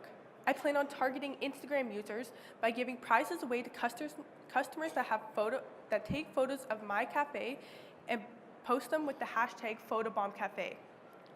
Overall, Photobomb Cafe gives people a unique place to express themselves through photography. And because photography is everywhere, photography is for everyone.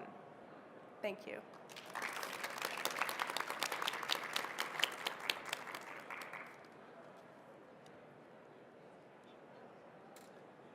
So how have you validated your idea that people are interested by this? I did some focus groups, surveys, along with interviews of people in my school and around the community. I went to some local cafes and I sat down and talked with people, and I think I had a 95% success rate for people who said that not only would they pay for that, but they'd also just promote it by like taking photos and putting them on social media. So how do you generate revenue out of that? Like, what's the cost of renting the camera or like joining the cafe? An entry fee would be $5, and then to rent a camera per hour, it would be $15. Okay. And then the props and green screens would be free to use. We've also developed apps that you can use green screen on your phone, so that way if you don't have the money to use a camera, you can just download the free green screen app and use it. Are these rentals only during meetups, or can you take the equipment home and use it, or? No, it's just at the cafe. And have you thought of insurance on the equipment? Not right now, no. Something you should think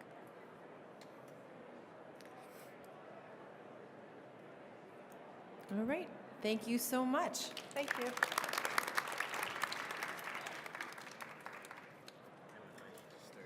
Next up, we have Mealy from Prayag Shah from North Park Secondary School.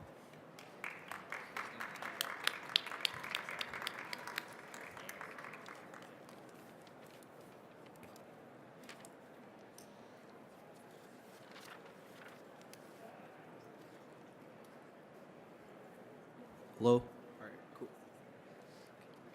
Hello and good afternoon to everyone. My name is Prayag Shah. Let me start by asking everyone a question. Who here does their fair share of helping out in the environment? Well, in the whole universe, there's only one planet named Earth, and it provides us the facility of all the basic elements required for the life of existence. While Earth gives us life, what do we return back? Pollution. But that changes today. Introducing Mule Leaf, a compostable and biodegradable bowl made up of 100% clean and hygienic leaves. I came across the idea of making bowls from leaves after taking a quick wander around my park. I always seem to see different kinds of bowls there, whether it being the material of styrofoam, plastic, or even paper. As this may be one of the things that cause pollution in our community, the eco-friendly Mule Leaf bowl can easily fix that. In fact, Mule Leaf is a solution to many different problems that can occur in our environment. For example, Mule Leaf can drastically reduce and change the pollution rates in our or any other community. We tend to drown our forests with a lot of garbage, such as paper, plastic, and styrofoam. However, does anyone even know how long it takes for these three materials to decompose? According to the SMB Balance Corporation, it takes around 500 years. Instead of damaging the environment, why not simply use a meal leaf bowl to eat from and compost later? The reason that meal leaf is a great substitute rather than any other bowl is because it's 100% environmentally friendly, sturdy, completely biodegradable, and also acts like a fertilizer when reintroduced to soil. The urbanized approach of manufacturing this product sets it apart from the competition. The bowls are made from leaves that originate from the sal tree, and the leaves are found dead on the ground. Hence, this allows me to sell the product at a competitive price point. The target market for this product are picnic and barbecue lovers aged 30 and above, along with the corporations that hold parties and functions. When it comes to marketing the bowls, advertising my website on social media platforms would be a great way to get started. The price for the bowl varies on the type of bundle it's in. There are 3 types of bundles: the regular, plus, and premium. The regular bundle consists of 50 bowls for the price of $3. The plus bundle consists of 100 bowls for the price of $5. And finally, the premium bundle being 500 bowls for the price of $20. As of now, my product line only consists of a bowl. However, in the future, I definitely plan on expanding my crockery, from plates all the way to ramekins. So, Mule Leaf is a company dedicated to solving the global problem of environmental harm and the useful way to fit the need of buyers. Affordable yet socially responsible products are the future of this market. So, judges, I need your help. Help Mule Leaf today to help the And environment. that concludes your pitch. Just one bowl at a time.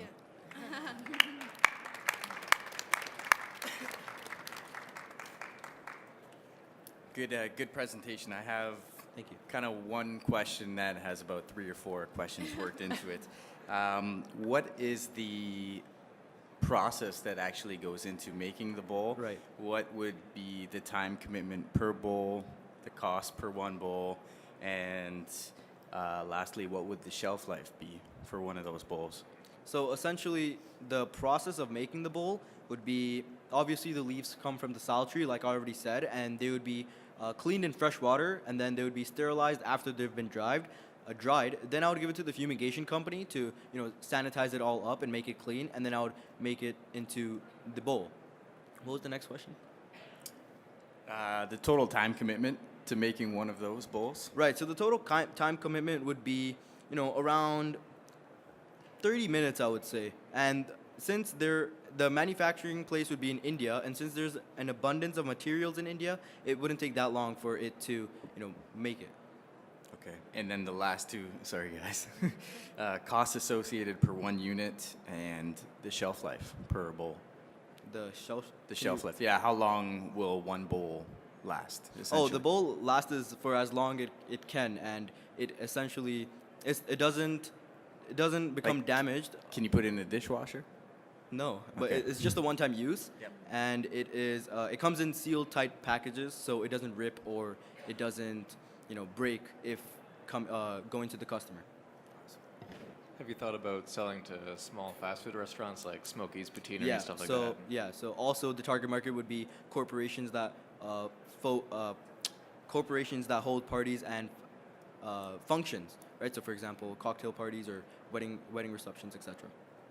All right, thank you, Prayag. That concludes question and answers. Thank you.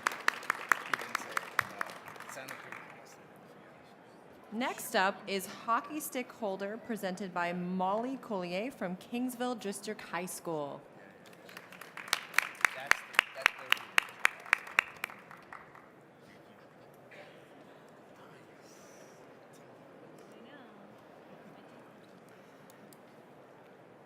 If you've ever traveled to a hockey game or tournament by car, you know how frustrating it can be sitting next to hockey sticks getting in your way. Honorable judges, I am so thrilled to have been invited to present for you today. I'm Molly Collier. I'm a grade 11 student at Kingsville District High School. I grew up in Harrow, which is a small town, and everyone there is very Canadian, which means that they all love hockey. I'm sure many of you can relate. This is a hockey stick holder for the interior of your car. It's a fairly simple name, but it's straightforward and it works.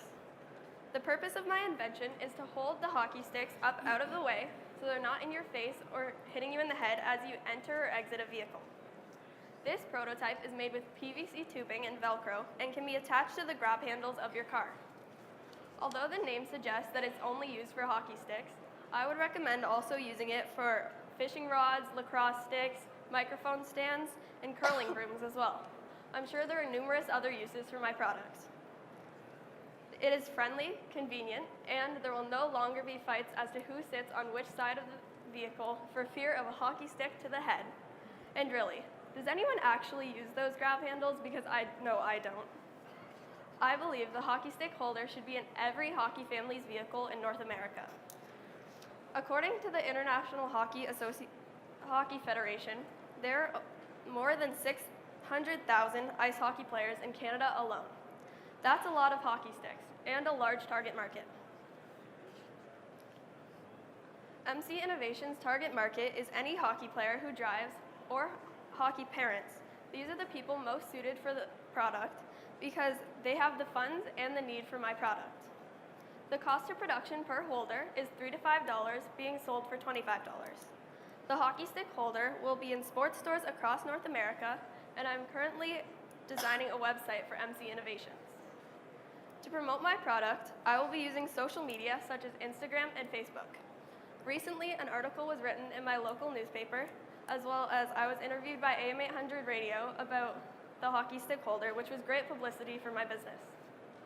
It is often said that necessity is the mother of invention, and that's exactly what the hockey stick holder does. It fills the need that hockey lovers have always struggled with.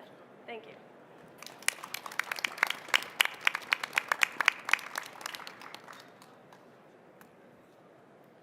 So I'm a hockey goalie. So do you have a product that fits the hockey goalie sticks? Actually, we were thinking of doing different sized holders, just like we have black and white ones as of now as well, like just to fit the customer. You can fit multiple sticks in here, as well as we're thinking of making bigger ones for goalie sticks, as well as like bigger families. Good idea. I approve. Thank you.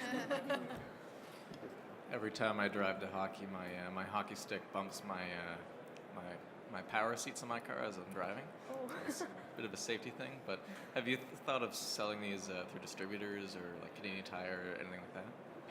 I've been thinking I have a distributor interested in like placing my product into different stores, but that would definitely be like great.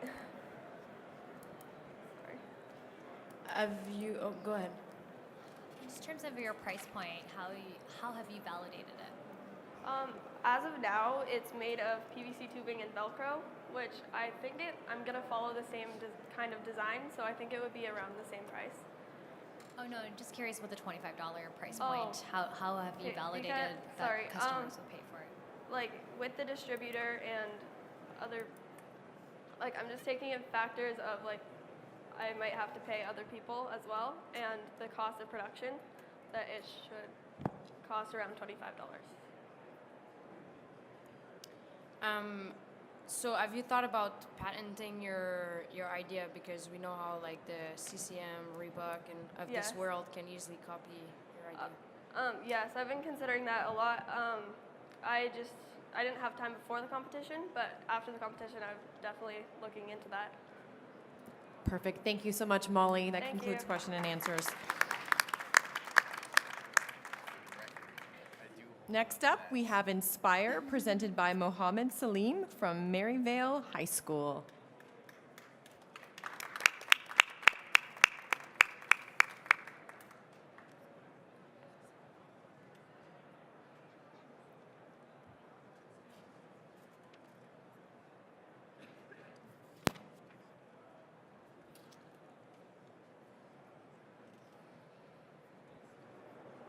Good afternoon, judges. My name is Mohammed Salim. A survey conducted by the University of Nebraska, Omaha, revealed among the youth surveyed, only 40% indicated being civically engaged and helping their community become a better place. Considering that the youth of today are the leaders of tomorrow, these numbers are concerning. And if these trends continue, the values of equality, freedom, and respect we as a nation have embraced so proudly will be put at risk. But I have a solution. Introducing Inspire, a nonprofit social enterprise based in Ottawa, Ontario, committed to civically engaging young people from the ages of 13 to 25 who are passionate and driven about making a difference in their community. We aim to become an online platform that provides the opportunity for youth to share and express their ideas. Allow them and give them the opportunity to enhance and enable them with skills they need to create change in their community. Let's take a real life scenario. Juliana is a student who lives in Nepean, and she's passionate about helping the homeless. In the last 3 years, the government has cut the funding allocated to her community's female shelter. She wants to make a difference. With Inspire, she can. Simply, she would proceed to the Inspire website, she would create a post, fill in the information, cite sources if needed, and with a few clicks of a button, her post is up and the conversation has begun. Throughout this astonishing process, Juliana will be able to learn about essential steps she needs to exercise to bring her vision to reality. This includes what level of government or representative to contact, organizations to join who are fighting for the same cause, and so on. As a nonprofit social enterprise, we have a sustainable, vision-oriented economic plan. We will generate revenue through launching our Inspire boutique, selling authentic, empowering merchandise, such as t-shirts, water bottles, and cell phone cases. I have already got in contact with a manufacturer overseas regarding the supply, aesthetics, design, and quality control. The profits generated from the merchandise will be designated for business operation, community outreach, and marketing. We have a strategic marketing plan. We will generate revenue. We will ensure that we work together to empower the next generation of young civic minds and the leader of tomorrow. With Inspire, we assure that we create a society and a platform where everyone is empowered. We work together towards empowering the young generation of young civic minds and the leaders of tomorrow. It's time to empower the next generation. It's time to work together to make a difference in our community. So judges, so let's inspire. Thank you.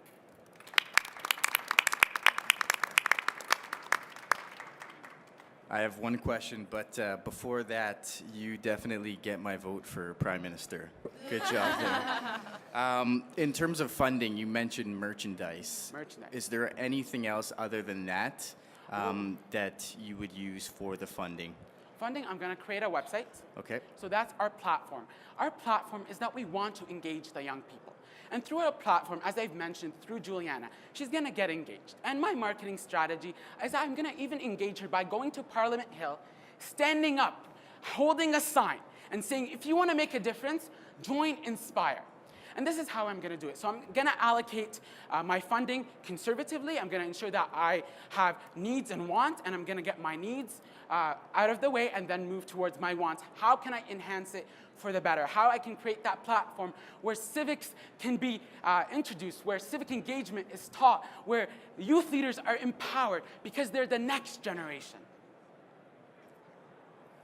I think what Christian was trying to get at is that the main beneficiary of your amazing idea will be the provincial and federal government, right? They will get the benefits of more civic engagement. So I think you need to be looking at those government funding sources, whether they're one-time, whether you can become part of some non-for-profit program that funds that.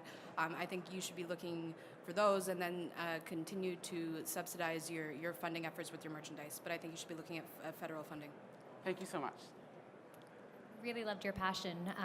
It's very infectious, I could tell. You'll be successful in what you do. I'm curious, so I think one of the biggest issues in this space is that like people who are already passionate are passionate. How do you get the people who are not like already empowered and passionate to come to your site and take action? It's about getting them involved. Give them what they believe in. Tell them that civic action is not just in regards of And being that concludes the involved question and with- answer. Sorry. I got to obey the rules. Thank you. Thank you, Mohammed. Next up, we have Biro Wang Tours presented by Leah Knott from Beaver Brae Secondary School.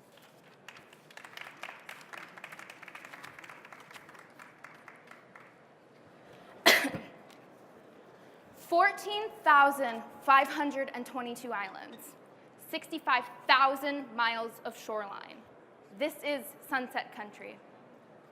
You've arrived to Kenora with your family, planning to go on a fishing trip, take your child on their first boat ride, or even immerse yourself in Kenora's rich Aboriginal culture and presence.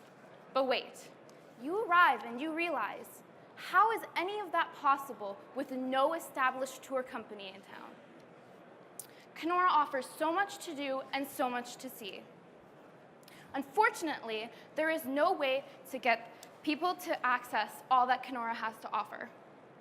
Well, Burwan Tours will change that. My name is Leah, and Burwan Tours is my company. Burwan is an Aboriginal word meaning island. I have created 3 popular packages.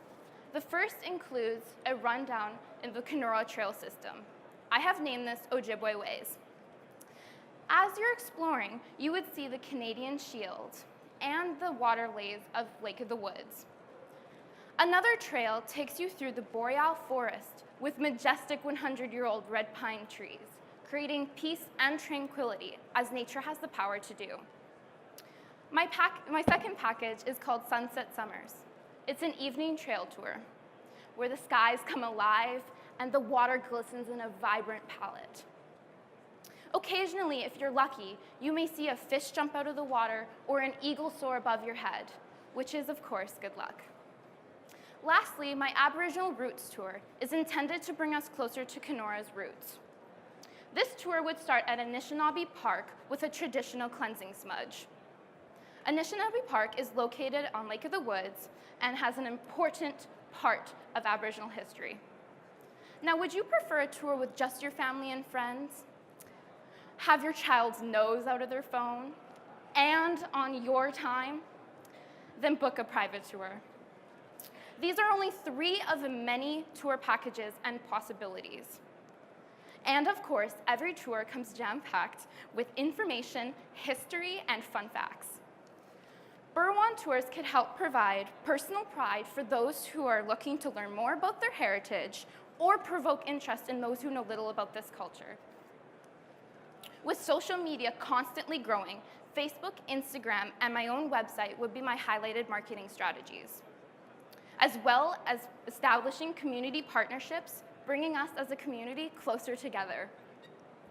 With many future plans, such as winter excursion tours and a growing target market, Burwan Tours will be Kenora's new boost. Thank you.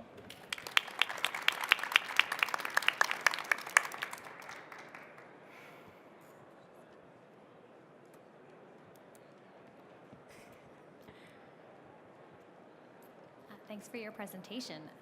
It's great. I'm curious, in terms of your marketing, have you considered partnering with organizations like Girl Guides or Scouts or school systems that may want to expose students to different cultures and experiences, and could be opportunities to have like a captive market potentially? That's a really good idea. The person who runs Anishinaabe Park has wanted to partner with me and work with me. So he also is an entrepreneur. He runs another tourism-based company in Kenora. It's more for the waterways because there is no land tour company, and yeah, he would like to work with me. So.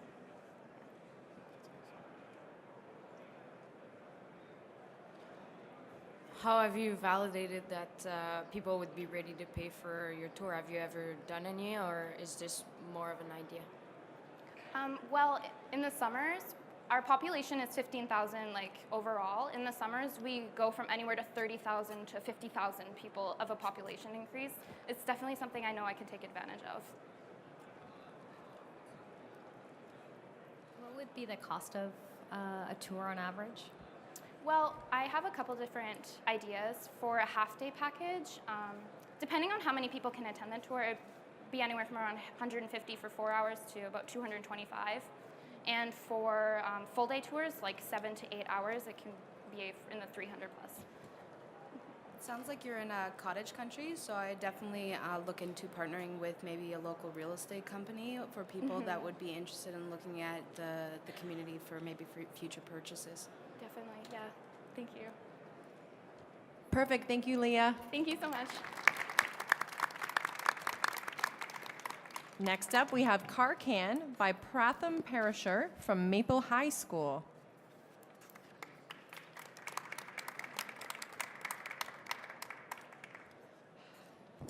All right, I'll begin. Good afternoon, ladies and gentlemen. My name is Pratham Parashar, and today I'm going to introduce to you something very special, the car can. It is prominent that in our generation and time, global warming is one of the biggest problems that we face today. It is now capable of eroding about 1/6 of the world's animal population and has already started to change the world's atmospheric and also ocean patterns, causing things like floods in Nova Scotia. According to Weather Explained, natural disasters linked to global warming have increased in frequency by 300% since the age of oil in the 1900s, which of course brought along with it the gas-powered motorized vehicle. That now is one of the biggest contributors to global warming. But for all the environmentally conscious drivers out there, I've envisioned a device that will decrease both the carbon and also the acidic footprint that a gas-powered car makes, allowing that driver and everybody around them to support and have a healthier life. Fortunately for you guys, humans really are trying hard to reduce the effects of global warming with inventions such as electric cars. However, electric cars such as Teslas will take about another decade or two to become truly affordable and reach their desired potential and goal, meaning in that 1 or 2 decades, gas-powered vehicles would have released countless billion kilos of greenhouse gases in the atmosphere, such as sulfur oxide and nitrous oxide that causes acid rain.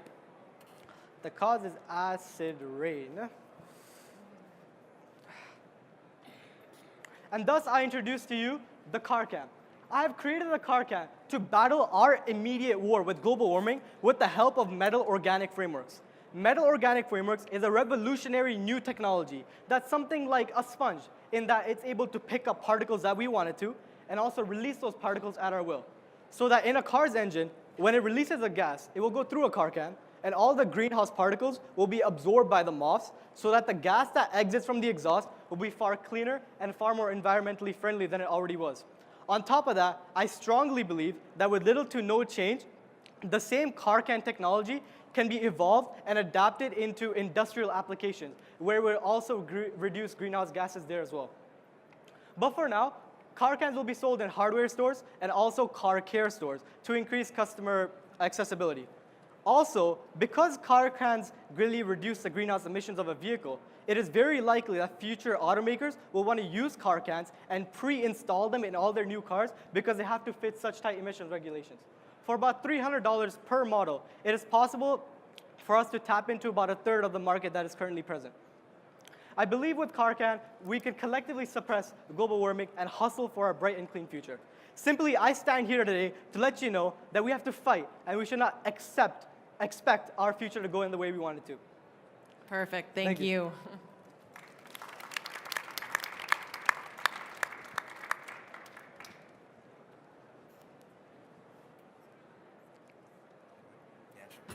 Great presentation. So you actually answered the question that I was just writing down, and that was in terms of the distribution of the car can. You said that eventually the plan is to move towards partnering with automakers themselves and have that as either part of a package or already installed with the car. Have you thought about maybe going even a step ahead of that in opening up dialogue and conversations with some of the governing bodies about I'd certainly consider it. My ultimate goal right now is to try to reach car can into countries like India and China, where kind of car pollution is very prominent. And I feel like doing exactly what you said will help me get my product across to the world. And that's something I would consider. Awesome. Thank you. In addition to automobiles, have you considered the commercial transportation industry, such as trucks and stuff like that run on diesel engines? And stuff? Exactly. The thing is about metal organic frameworks, we could make it do anything we can make it pick up specific particles. So in case of diesel, if we customize the metal organic frameworks, it'll work for the same thing. And such as industries as well. We could just change it up and it'll work and it'll be adaptable, it'll be good. Is this just a piece of hardware, or is there a connectivity piece to it? Pardon me? Is it just a piece of hardware, or is there a connectivity piece to it? Does it speak to, do I get any data about how much CO2 it's actually taking in? It's just a device, ma'am. Okay, would you be open to essentially evolving the product so eventually you could get that data and that could be sent to a company? Yeah, because the thing is about metal organic frameworks, we're also able to kind of get back all the material that we've absorbed. So if we include communications, like we're getting data of how much gas we're absorbing, I think that's like one of the best ways to kind of vary our customers and see how they're doing and reduce. Good idea. Alrighty, thank you. Thank you. All right, next up we have Gina, presented by Dia Ahmed from White Oak Secondary School.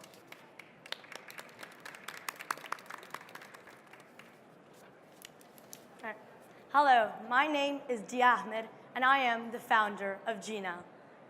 To me, business is a means of doing good and giving back to the communities that raised us. As a Canadian with a Pakistani background, I see two ways my life could have played out. The first is this one: living in a country where girls and boys are given equal opportunities, being able to present an idea that helps those girls living that second life I could have lived. That second life would have been in Pakistan, a country which provides a different definition to equality and has a female literacy rate of a mere 48%. On the other hand, in Canada, we see these student artists struggling to enter into one of the most difficult industries to break into. But Gina provides a solution to both those problems. Gina is a social enterprise committed to a mission of accessibility and outreach. We're really a t-shirt company like no other, sourcing artwork from these artists and placing their designs onto our t-shirts, ultimately providing them with a platform to do what they love and giving them 5% of the sales from each t-shirt sold with their design. So our shirts will sell for $10, and $1 from each unit sold will be contributed to the Citizens Foundation, an organization that has built 1,441 schools in Pakistan, all of them having an equal gender distribution of students. So aside from our mission, Gina's precedence for success comes from the following example. So please ask yourselves, how was Whole Foods able to change its consumers' tastes and preferences to the point where we now put so much value on organically grown, locally grown food with a limited carbon footprint? Just like Whole Foods, we hope to change the consumer tastes and preferences within our market, where someone would wear a t-shirt not because of the object itself, but the message behind it. So we hope to sell to anybody. As a business, we're not only selling t-shirts, we're selling a mission. And we hope to sell to anybody interested in supporting a social cause, or anybody looking to make a sustainable fashion statement. We'll appeal to them through direct marketing and social media platforms. And following the steps of similar companies such as Tentree and SandCloud Towels, we hope to use students as our brand ambassadors on our social media platforms. See, Gina is an Urdu word coming from the national language of Pakistan, which means to live. Gina provides a pathway for these aspiring artists, for these underprivileged children to live their best lives. I hope you agree with me that starting a business like Gina is starting a movement for equality. Thank you.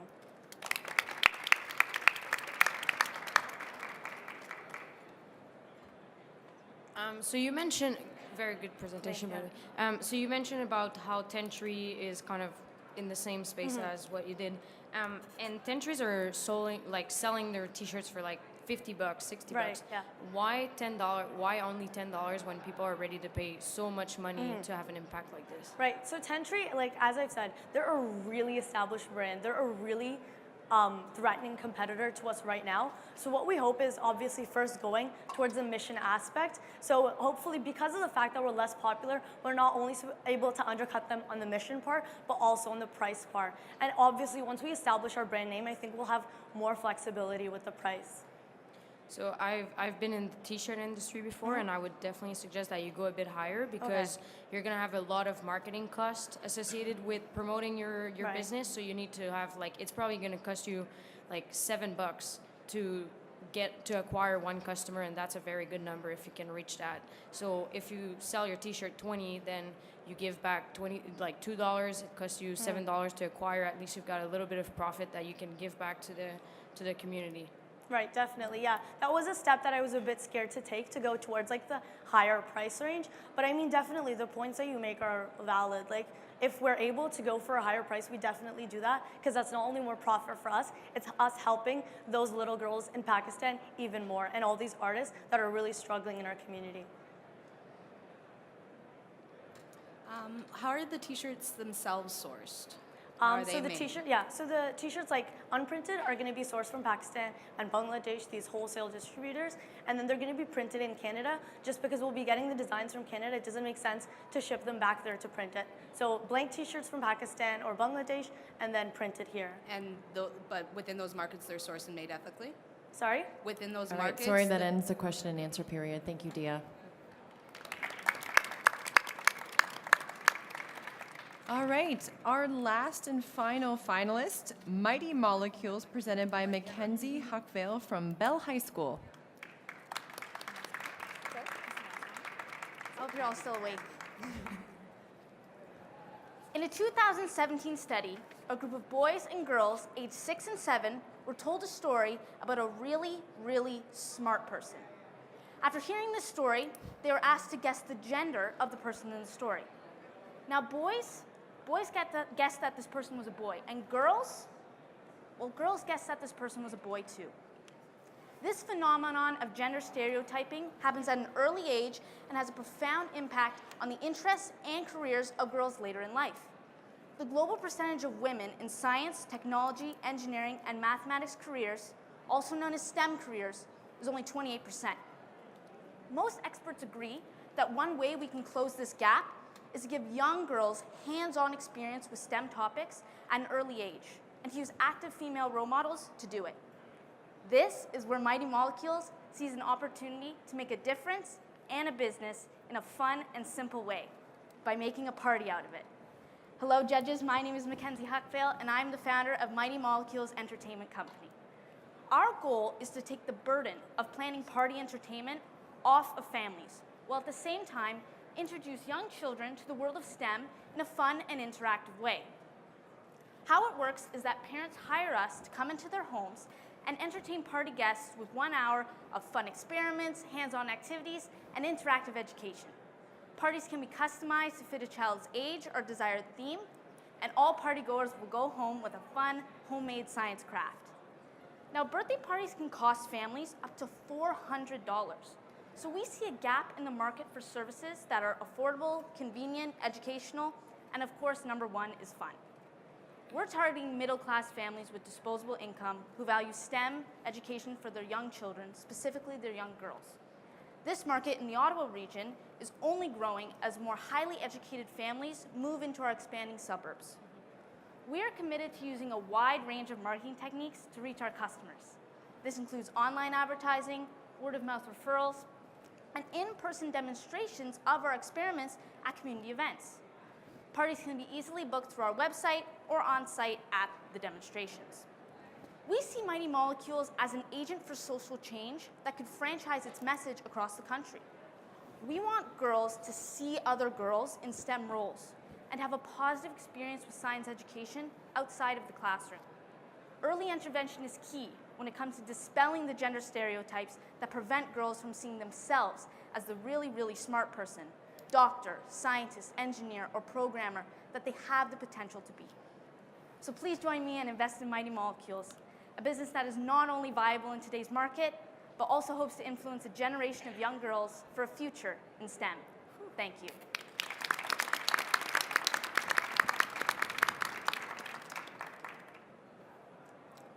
Great presentation. A lot of emphasis behind it. I really did enjoy it. Can you tell us, because I don't think that you mentioned it, just a little bit about how the pricing would work? So the base price of a party, I still would like to do some market research, but I'm thinking around $125 for the base price, and that can be adjusted based on if you want more kids or you want different experiments added on. But that's a very competitive price in our market, which we think is important as a startup. Great. Have you hosted any parties yet, and what type of I have not activities? hosted any parties like as parties, but I already have people who want to buy my parties, and I'm a science student. I take all 3 sciences, and that's kind of my passion. So I have tons of ideas for fun experiments, and I've been to science camps before as well, so I kind of know how the fun aspect of it works. What types of activities? So one of our ones that we use for younger kids is a density column. So you take different liquids and pour them in a column and see which ones float to the bottom and to the top, and then you use objects that you drop in and see how fast they move through the column. We're also going to make slime, which is a very popular thing right now. So just experiments like that are educational but also interactive and fun. Great presentation. I think it's a very, very important subject issue that you're going after. Love the stats, definitely very familiar with the stats. Have you thought about outside of the party format, after school programs, community centers, primary schools? I know that there's large organizations, Let's Talk Science, that kind of thing, but definitely with your kind of couple-hour format, that could definitely be other avenues that you could take it.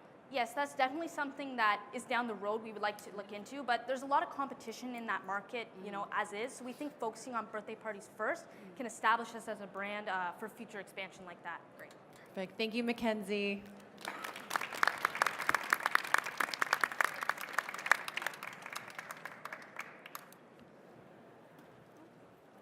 I guess I know what I'm doing for my next birthday party. Great job. How about a round of applause for these amazing 20 finalists? Wow, amazing. So thank you, finalists, for your participation in the 2018 Young Entrepreneurs Make Your Pitch competition. It really was inspiring to hear all of your incredible ideas, and I really hope that I have the opportunity to work with you at WeTech Alliance or my counterparts in the Innovation Network. And just remember, no matter where you are in the province, when you decide to go to post-secondary, there are support for you. So again, no matter where you are, support is there. I want to thank OCE for running this competition for the past 6 years, and also to these 2 people, Catherine and Daniel, who are not in the script and should be, for all of their work. And giving a voice, so yes, let's give them a round of applause, yes. So this competition has really given a voice to young entrepreneurs. As I mentioned, we didn't have competitions like this when I was growing up for the high school community. So thank you also to the Government of Ontario for supporting the next generation of entrepreneurs. We also want to thank our judges, Elizabeth Odette Bordeaux, John Biscay, Christian Bergesen, Amy Shaw, and Olivia Simon. Thank you for all of your generosity, for taking the time to be here with us. And I would like to invite the judges to the stage to accept a small gift as our token of OCE's appreciation. So make your way up here. I think we should almost get them to do a pitch. So we're going to invite you on stage, and we're going to take a quick photo, and then we will graciously give you your tokens of appreciation.